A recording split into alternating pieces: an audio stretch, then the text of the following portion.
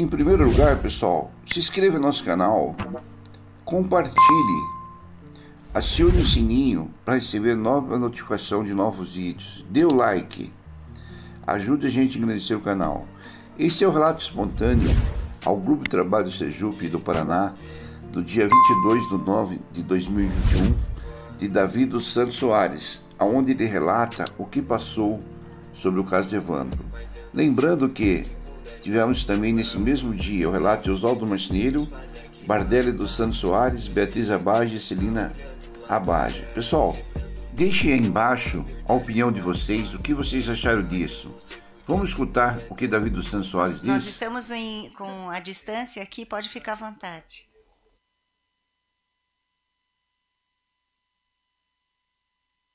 Tá fechado. Opa, muito obrigado. Primeiramente, bom dia a todos que estão aqui, ao grupo de trabalho. Fazer os agradecimentos a todos aqueles que nos ajudaram, né, e estão, né, trabalhando em prol da verdade. É o que a nossa meta agora é essa. Faço das palavras da dona Celina Abage as minhas de agradecimento e tudo. Como a Beatriz falou, está exaurida já de tantas declaração de tortura e tal. Então, for contar tudo, é quase que iguais, né? A diferença é que eu e Oswaldo fomos presos no dia 1º, por volta de 6, 7 horas da manhã. Fomos conduzidos também a essa chácara, aonde também por algum momento eu procurei saber, descobrir para onde nós estava indo. Então, eu gostaria mais de enfatizar mais o que aconteceu lá naquela chácara. Eu estava encapuzado, fui uma pessoa que fiquei ali quase que como um observador ali, e porque não falavam comigo no início, só perguntei para eles o que estava acontecendo. Não, você... Primeiro eles falavam que eram assassinos profissionais, que eu ia pro buraco do urubu, diz que iam me matar, tal. Eu até então não sabia, não entendia nada. Lá chegando, fiquei lá num quartinho, né, separado. O cara falou para mim escutar. Eles queriam que eu escutasse a voz de alguém conversando. Hoje eu sei que era o Oswaldo, mas de forma alguma eu conseguia identificar quem que era aquela voz. E então essa voz continuou. Eu fiquei ali ali sentado no chão, com as mãos para trás, encapuzado e escutando. Então, aquilo foi noite adentro.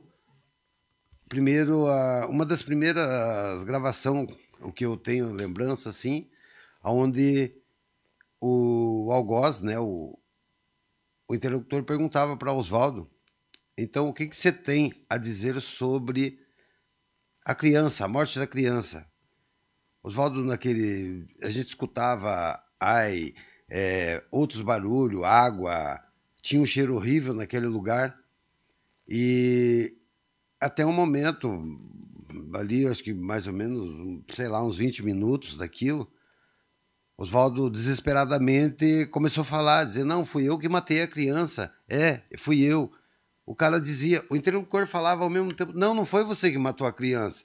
Não, não, senhor, não, amigo, fui eu que matei. Eu peguei na rua, ponhei a cinta e o que se fez, matei, levei pro mato.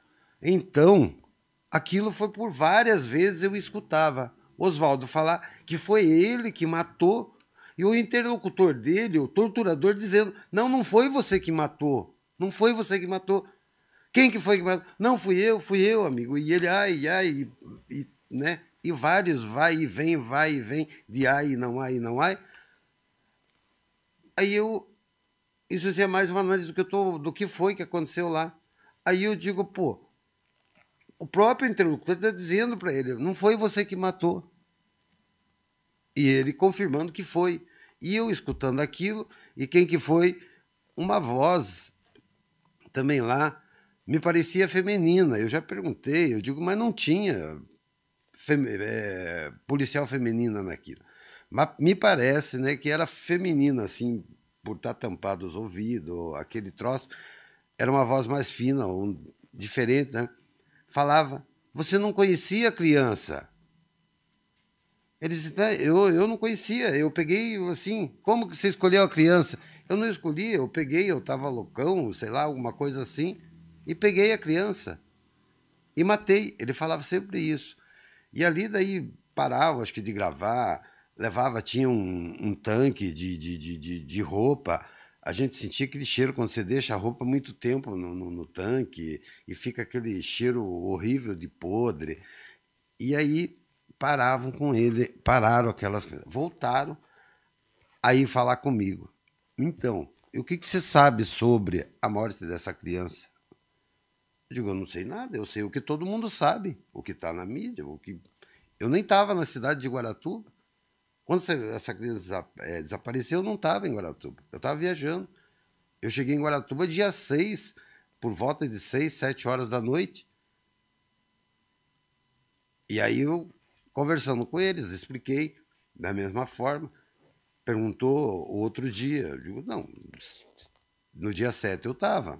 Onde você estava? Aí eu trabalhava com artesanato, fui entregar, acertar as contas, né? Porque eu levava a mercadoria do pessoal da feira, porque o meu contato com Oswaldo e Andréia, inicialmente sempre foi sobre a feira, porque eu era presidente da Associação de Artesãos de Guaratuba. A Andréia eu já conhecia lá há mais tempo, porque na verdade eu conhecia a mãe dela, né? A mãe dela trabalhava, fazia parte da feirinha em Guaratuba. Aí naquele ano eu acho que ela tinha ido para o Japão, sei lá. O ano anterior ela já tinha ido. O irmão da Andréia foi trabalhar na feirinha. Ele tinha autorização para trabalhar. Naquele ano a Andréia quis trabalhar. Daí veio um Oswaldo e tal. Então foi esse era o contato. Então eu expliquei isso para esses senhores, né? Aí o cara disse assim, ah tá, então isso aí acho que nós já sabemos, nós queremos saber outra coisa. Foi onde eu senti, eles amarraram essas marcas que Beatriz esclarece ali. Eu também tenho elas aqui, vocês estão aqui, vocês podem até. Nós não somos irmãos gêmeos, para nós ter a mesma marca. Tenho aqui ela, tenho aqui nesses dedos. E eu tenho hoje, uma vez eu fui no médico, perguntei por que aquilo acontece. Eu tenho umas marcas no pênis, vamos dizer assim, que todo ano ela volta, por volta dessa mesma época, quando está em aniversário de um ano, entre abril, maio, junho, julho, nessa época, elas sempre formam as bolinhas, assim, as bolinhas brancas, aí aquela bolinha, ela arrebenta, e se eu não cuidar, ela vira uma ferida. E passou aquele tempo, ele sara. Ele me falou que eu fiquei com... não é psoríase, é alguma coisa como parecendo um psoríase, que fica no sangue, no organismo, por causa do choque elétrico. Então, isso pode ser comprovado que foi através de choque, não é elétrico, de energia, é eletromagnético, que é um choque... Eu fui pesquisar sobre isso, como que se faz isso, com dínamo, né? Então o dínamo ele não é um choque mortal, mas se for repetidamente, né, muito alto, porque ele chega a dar 5.000 volts, um dínamo girando, dependendo da força. Então não mata, mas fere bastante, causa uma dor insuportável e então isso queimou. Por que queimava? Quando às vezes a gente estava algemado, a gente encostava uma mão na outra, fechava curtos e esse curto queimava. Porque se ficasse o descuido, talvez, né? Ainda bem, né, que eles se descuidaram, porque se eles separassem, não ficaria marca. Talvez um queimadinho, uma marca, né? Então, isso tudo pode ser comprovado que eu na mão não saiu, mas eu sei que no meu genital ainda aparece isso, né? Então, isso lá, eles amarraram esses fios na minha mão, daí me colocaram, amarraram tiraram aquelas algemas, amarraram uma corda, porque eu estava muito gordo na época, eu estava com 119, 118 quilos, acima de 110 quilos, e então era bem difícil. Então eles me amarraram a minha mão, não chegaram a colocar assim no estilo que eles falam aqui, de pau de arara, né? Então eles deixaram só, amarraram mais longe, né? Mas mesmo assim eu fiquei bem desconfortável. E eu tava de shorts, só foi tirar o meu shorts até o joelho. Eu, por opção, eu não uso cueca, né? E então tava assim, tava só com os shorts. Aí amarraram esse fio descascado na minha genitália. E aí ele deu assim, ele virava acho que era uma manivela, porque eu conheci ela no quartel da PM, depois eu vi, parece que por pura diversão, quando nós já estávamos no quartel da PM, no dia 2, né? Eles deram choque no Oswaldo, na minha frente, no de Paula, em mim. O de Paula, o Vicente de Paula, disse, senhor, isso aí eu sofro do coração. O cara dizia, não, isso é bom pro coração. Eles dão choque para animar o coração. Então, aquela hora ali era a hora que, mais ou menos, isso era 1h30, 2 horas da manhã. Era porque a gente ia ter que dar aquela declaração lá, ia assinar os papéis, né? Então ali eu vi ela. Então, quando eles começam a rodar aquela maquininha devagarzinho, ela vai dando um tremelique pequenininho e aquelas beliscão vão aumentando, vai aumentando. De repente parece que está arrancando um pedaço da gente.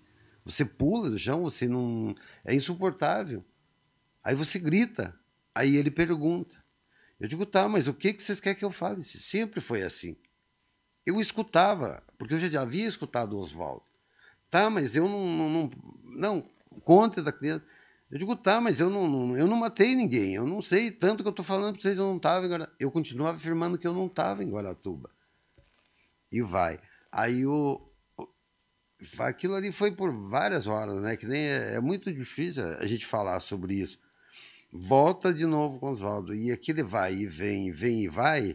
Eu lembro que eu acho que eu desmaiei, eu fui levado o cara me deu, acho que muito afogamento, como eu estava muito gordo, eu acho que meio que vomitei na hora, eu tive alguma coisa, eu não lembro dessa parte, assim, que eu desmaiei. Quando eu retornei, não sei quanto tempo foi, estava silêncio.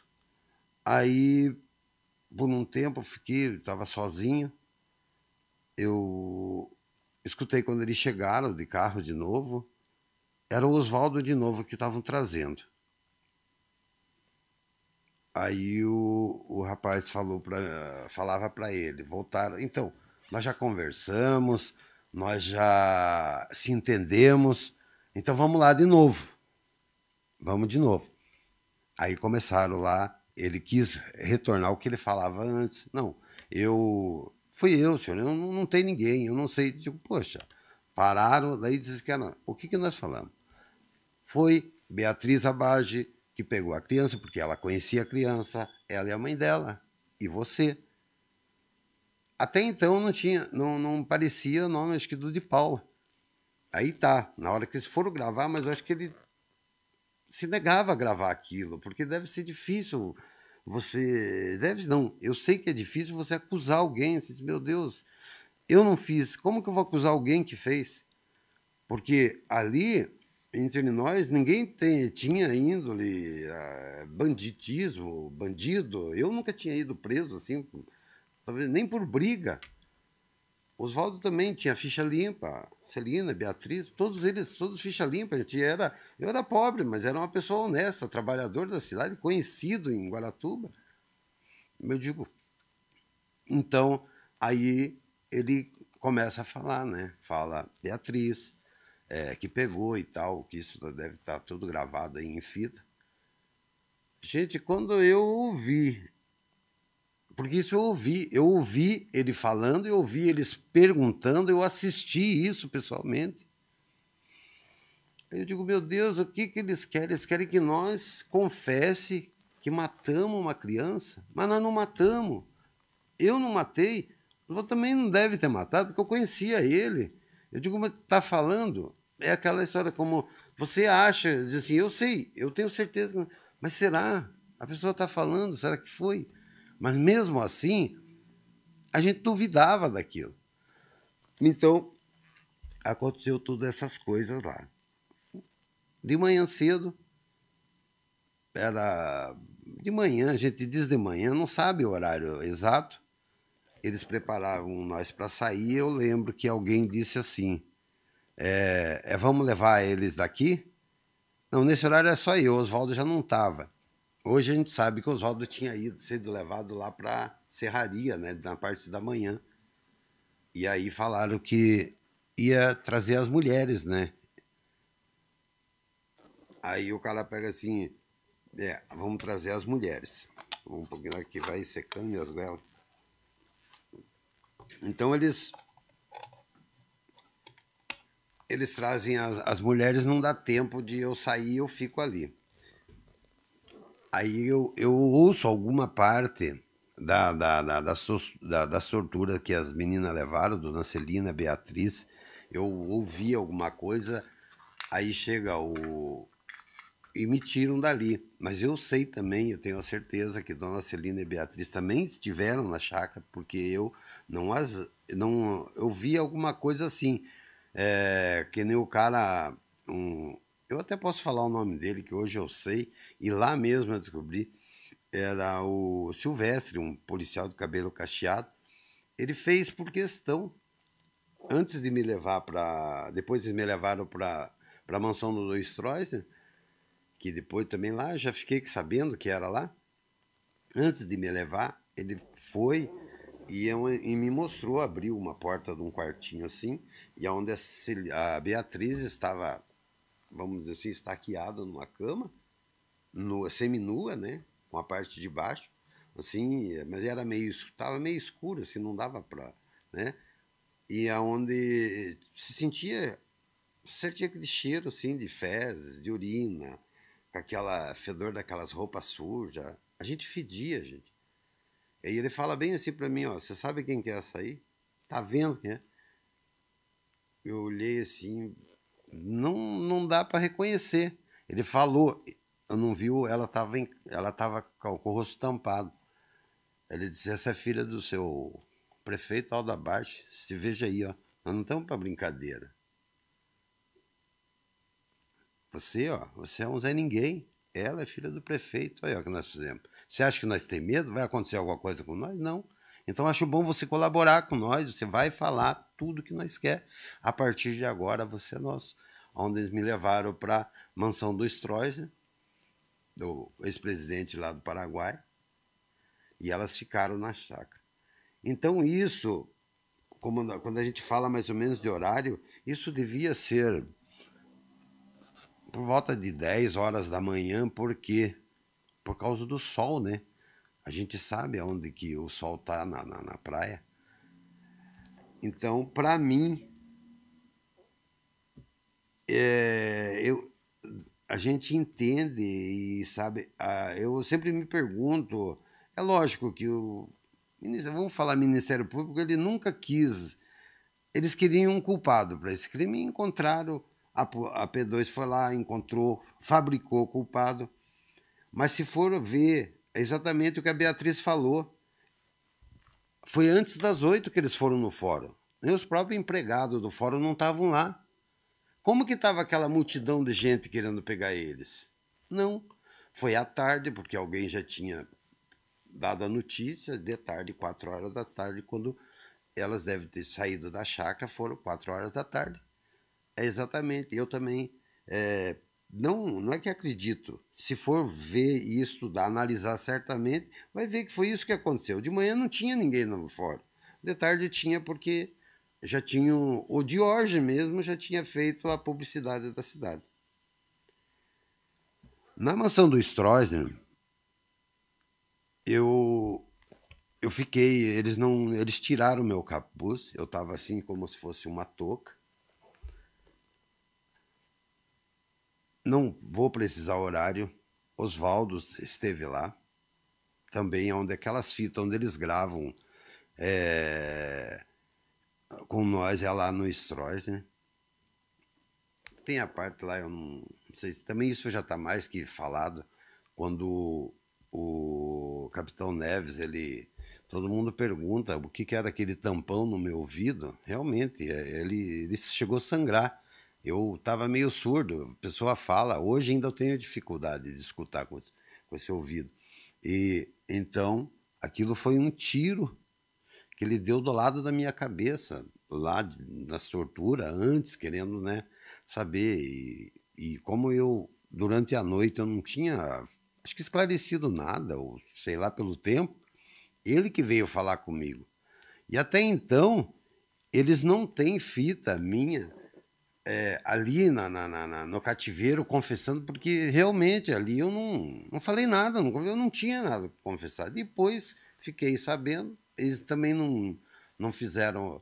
Né? Mas esse Capitão Neves que ficou, chegou uma hora lá, ele xingava os caras, brigava, foi lá, tirou o capuz, daquela hora que eu fiquei sem capuz, tirou o capuz da minha cabeça, me jogou no chão e falou que eu não adiantava ficar enrolando ele, porque ele era experiente, conhecia essas manhas que a gente tem e não ia enrolar eles, né?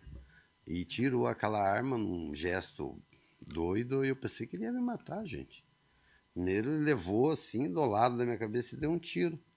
Aquilo deve ter estourado. Não chegou a estourar o tímpano, eu não tinha ficado surdo, né?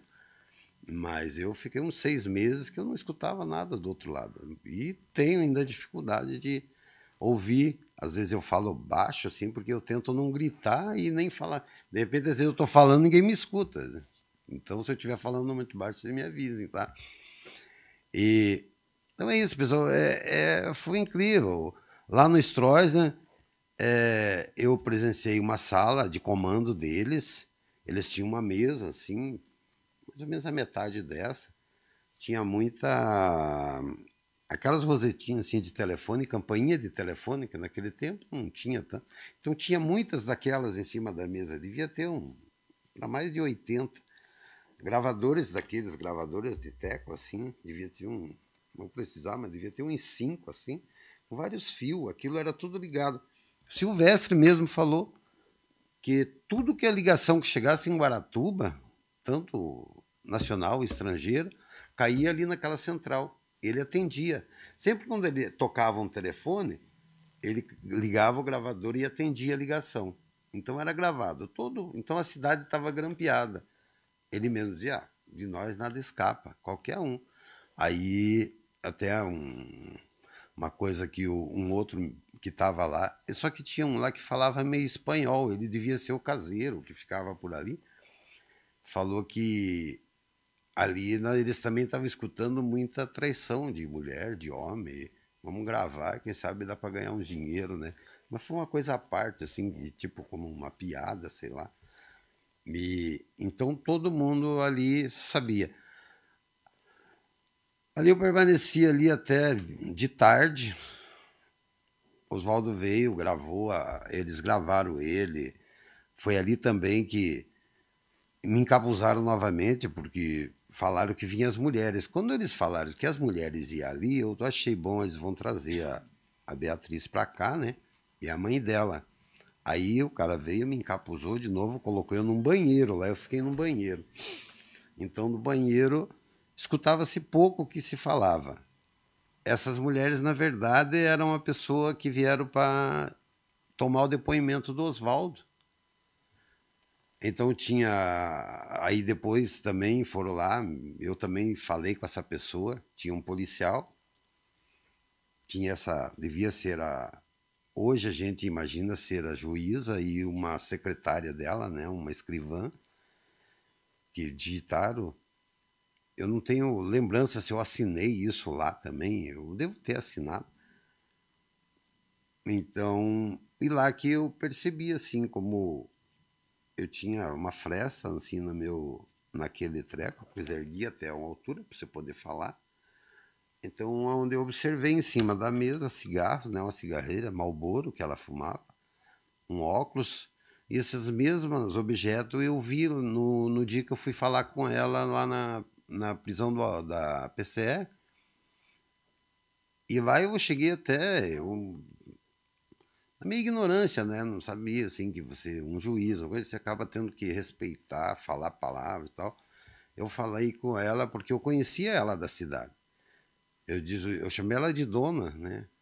Ela disse assim: não, aqui é meritíssima, me corrigiu. Eu digo: não, mas eu sempre chamei de dona juíza, senhora juíza, porque a gente não chamava ela nem pelo nome. não sei nem se eu sabia que o nome dela era Nésia, eu chamava ela de Juíza, né? Dona Juíza, senhora Juíza. Eu cheguei a cortar grama uma vez da casa dela, comprei uma máquina de cortar grama e tinha um ex-cunhado meu que também era da polícia lá e eu acho que conversou, falou para mim, eu fui lá, só que não tratei com ela, né? Tratei com alguém lá do fórum mesmo que pagaram, né? Porque as despesas dela na cidade é tudo pela justiça que paga. Ela mesma acho que só recebia o salário e eu lembro que eu recebi lá no fórum o trabalho que eu fiz lá. Então eu falei para ela, mas Dona Nésia, Dona Juíza, eu conheço a senhora de Guarani. Você me conhece? E outra, aqui eu sou a juíza meritíssima, né? E os outros davam risada, e ela fumava um cigarro atrás do outro. E aquilo também uma tortura, porque eu era fumante, né? Nossa, fazia tanto tempo que eu não fumava um cigarro. E, e ela brigou comigo, né? Eu digo, não, porque, né? Eu digo, tudo bem. E eu vi, mas aonde que aonde? Eu digo de Guaratuba, moro lá e tal, tá, e eu observei essas coisas em cima da mesa, o cigarro que ela fumava, que era Marlboro. E olha que eu não sabia que ela fumava, Marlboro. Foi o cigarro que eu vi lá e ali, então hoje a gente, né, presta mais atenção nessas coisas. Então, é horrível, a gente fica meio que perdido, são tantas coisas que eles fizeram. Então eu tento assim. Hoje eu sou um pesquisador, eu tento ver aonde que está o erro, mas o erro está só num lugar. Diógenes Caetano foi ouvido, deram voz a ele e tudo que envolve, né, política, religião, interesses, né, eu acho que vai dar nisso. Então eu também, como a dona Celina falou, eu espero que não aconteça isso com mais ninguém, né? Nós eu já estou chegando nos 60 anos também, a sofrer, eu falo muito sobre esse caso, trabalho com esse caso e espero uma resposta. Hoje já, como eu costumo dizer, a gente pagou, né, uma, uma dívida, eu, Oswaldo, por exemplo, a Beatriz, nós pagamos uma dívida que não era nossa, né? Hoje, se você tirar uma certidão negativa minha, ela sai limpa, eu não devo nada para a justiça, Oswaldo também não, Beatriz acho que também não, né? Então, muitos dizem, ah, mas vocês já estão livres, não tem nada. Gente, não estamos livres. Nós carregamos uma coisa nas costas, uma, uma, uma marca, né? Tem gente hoje ainda que não acredita, por mais que veja. Eu estive lá, eu estou fazendo um trabalho para o meu canal no YouTube. Eu estive lá eu fui conhecer a serraria do seu Aldo, do finado seu Aldo Abaixo, esses dias em Guaratuba. Eu fui lá, eu quis conhecer, eu queria saber onde que diziam que eu fui. Eu fui lá fazer umas gravações, mostrar o local, aonde que foi. Eu fui conhecer, eu não conhecia a serraria, eu nunca tinha ido lá. Precisei de pessoas me ensinar, levar lá. E ali mesmo ainda tem pessoas que dá de ombro para isso, mas por dinheiro, pessoas ignorantes que não assistiram, não viram, ainda fala. Tem uma senhora lá ainda, eu digo, dona, mas a senhora, eu não sei se lá ainda é propriedade dos Abaixo, mas deve ser. Eu digo, a senhora usufrui aqui do terreno, mora aqui, assim mesmo, a senhora tem essa ideia? Gente, são pessoas boas. Tinha uma outra que debatendo as duas. Não, mas dona Celina, então eles falam muito sobre o caso. Dona Celina sempre foi uma pessoa boa. As pessoas largavam criança na porta dela. Ela sempre trabalhou em pró das coisas. Eu ouvia um dia alguém falar que ela exigia. Uma senhora que trabalhou com ela lá, ela disse assim, as pessoas distorceram o que ela falou. Ela falava para nós, funcionários, que os banheiros tinham que estar tão limpos que se precisasse tomar água dali, poderia tomar. Mas ela estava falando de uma forma, dizer que tinha que estar bem limpo. E eu já ouvi alguém dizer que ela dizia que as crianças tinham que tomar água do banheiro. Pô. Então as pessoas distorcem tudo. E a gente. E isso traz prejuízos enormes, porque hoje aconteça o que acontecer. É lógico, eu quero mais do que tudo. Então, que seja, tirem essa marca de mim, de todos nós, né, de todos os 7 acusados, que somos os 7 inocentes, né, os 7 injustiçados de Guaratuba, que saia essa marca, que o Estado, o juiz, declare a nossa inocência, mas também a gente vê pelo lado das famílias também que perderam criança. Eu sou pai, eu tenho filho, na época eu tinha filho de 2 anos, que também foi usado, meu filhinho tinha 2 anos, a minha mulher, foi usado contra eu, minha mulher e meu filho. Eles tinham, dia 11, quando encontraram o corpo, você vê, a gente não era acusado disso ainda.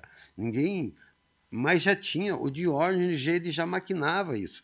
Minha mulher e meu filho, no dia 11 daquele mês, quando foi encontrada a criança, eu cheguei no dia 12 em casa, o meu sogro falou o seguinte, eu digo, ué, mas cadê a minha mulher, o meu filho? É Anitta o nome dela, né? E o Cleberson é o nome do meu filho. Eles foram levados para Curitiba. Eu digo, mas quem que levou eles para Curitiba? Daí o meu sogro me contou essa história. Ele disse assim, ó, chegou um homem aqui, não, só se identificou de voz, e dizendo que era delegado, outro policial, e que o Cleberson ia ser o próximo a criança a desaparecer. E eles iam levar ele para um lugar seguro.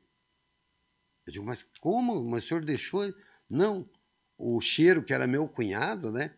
E até na época diziam que eu era o Cheiro, tinha esse apelido de Cheiro, tinha esse apelido. Então, esses dois pegaram a minha mulher, o meu filho, o meu compadre, né, que era meu cunhado, colocaram dentro de um carro, trouxeram para Curitiba. Hoje eu sei, porque eu, depois disso tudo, acabei separando dela, não perdi, né, o contato, ela, né? Mas eu consegui conversar com ela esses dias atrás aí no trabalho. Meu filho, eu já tinha contato com ele. E isso tudo depois que apareceu essas fitas, tudo. Talvez eles acreditassem que eu fosse culpado também, né? Hoje eles acreditam na nossa inocência também. Meu filho mesmo fala, não, pai, eu nunca duvidei da sua inocência. Ela também fala, eu digo, mas por que vocês ficaram quietos?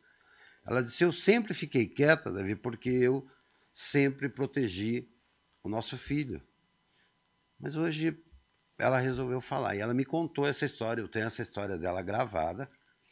E então ela conta todo lugar que ela teve em Curitiba. Eles trouxeram ela, eles estavam armados. E em alguns momentos, nas torturas, eles também falavam: nós temos, essa família de vocês está na nossa mão. Tua mulher, teu filho, teu sogro, teus irmãos. Então a gente também era ameaçado com família. A gente pensa, pô, eu já estou aqui. Agora vão botar minha família, meu filho, minha mulher. Então, isso tudo é um tipo de tortura onde mexe com o emocional, o psicológico. Você não quer que tua... É que nem eu vejo, Dona Celina, ela faria tudo para salvar a filha dela. Como que uma mãe vê uma filha sofrendo, vai fazer? Eu digo para vocês, eu me tornaria assim um assassino. Se eu visse o meu filho sendo torturado, eu queria salvar ele. Todo mundo faz isso. Uma mãe, ela enfrenta um leão se ela vê que o filho dela está em perigo. Então eles trouxeram ela para Curitiba. Segundo o relato dela, eles vieram em Curitiba, diz que rodaram bastante por Curitiba. Diz que ela falava, mas moço, mas vocês vão levar nós aonde? Ela meio assim, eles, não, fiquem tranquilos, vocês estão em segurança, nós somos da polícia, vocês têm que ter medo de bandido e tal, aquelas coisas. Ela via que eles tinham uma arma dentro de bolsa preta, que nem ela relata. Aí, nesse percurso que eles andaram, levaram ela até a Vilas Oficina, segundo ela. Andaram por lá, pararam na frente de uma casa. Errado, porque era outra casa. Saiu alguém na janela. Diz que tinha outra criança lá, um outro menino. Diz que o homem saiu do carro, foi lá, conversou com eles lá dentro. Aí retornou pro carro e ameaçou ela. Disse assim, ó, não vai acontecer nada com vocês, mas eu vou falar uma coisa para vocês. Nós estamos de olho, vocês não vão poder contar essa história para ninguém. nós vamos soltar vocês voltam para onde passear, mas só, nem com seu marido você vai falar isso, porque nós vamos saber se você falar alguma coisa. Levaram eles até o terminal ali, soltaram ali no meio da rua, eles nem conheciam direito Curitiba. Aí retornaram, ligaram pro pai, e o pai deu um jeito, mandar dinheiro, dar um jeito, e para levar eles de volta para lá. Aí eu pergunto, por que motivo? Na época que eu cheguei em casa, dei falta da minha mulher, do meu filho, meu sogro me falou para mim o que tinha acontecido, eu fui procurar. Eu fui lá na cidade, fui na delegacia, falei. Quando eu falei com um cara lá, sabe o que o cara me falou? Ah, não, vocês ficam inventando essa história aí só para tumultuar mais. Vocês estão... Eu digo, não estou tumultuando, eu quero saber do meu filho, minha mulher que foi levada com um delegado e um policial para Curitiba. Não, aqui não tem nada disso. O que eu fiz? Eu vim para Curitiba atrás deles, né? No outro dia, no mesmo dia à noite, eu consegui uma carona, já era, acho que meia-noite, tinha um rapaz que ia para Curitiba, eu digo, não, vou para Curitiba também, não tenho ônibus, eu vou. E vim para Curitiba, fui na casa, procurando, falaram que estava na casa de uma irmã dela, fui lá, não estava, não encontrei eles, daí, naquele tempo a gente não tinha celular, de jeito de se comunicar com ninguém, eu, digo, sem saber, eu voltei para eles já estavam lá. Mas não, na época não falaram nada. Hoje em dia que eu fico sabendo dessas coisas. Ela também disse que depois ela quis saber, ouviu da própria, ela afirma isso, que ela ouviu da própria boca do Diógenes que aquilo realmente foi feito para mudar a polícia do caso. Eles estavam tentando já desde o dia 12 mudar a direção dos policiais. Eles já queriam tirar. Então é coisas que nem... Senhor Davi, se o senhor puder concluir, nós agradecemos por abrir a palavra para outro convidado. Então, é isso que eu queria falar. Eu acho que já está bem... Já foi falado bastante sobre isso. Hoje a gente já está, né? Mas eu só tenho a agradecer a todos, até o secretário, né? O senhor Leprevô, pessoa da melhor qualidade, eu o conheço também, já tive o prazer até de fazer um trabalho para ele, né? Como cinegrafista. Agradecer a senhora, a todos aqui, que eu não vou dizer o nome para não, né, fazer injustiça com alguém. Agradecer a dona Celina, a Beatriz. Eu percebi, parece que o Oswaldo não tá. E a todos, que Deus nos abençoe, que nós sejamos todos vitoriosos nessa luta, né? Que Deus abençoe a todos. Fico muito agradecido pela oportunidade. E se não fui muito claro, quiserem perguntar alguma coisa, eu estarei aqui para esclarecer, tá bom? Obrigada. Muito obrigado a todos. Obrigada, senhor Davi, pela clareza, né, dos relatos. Caso alguém do grupo de trabalho tenha algum ponto para esclarecer, na sequência nós faremos as perguntas dirigidas.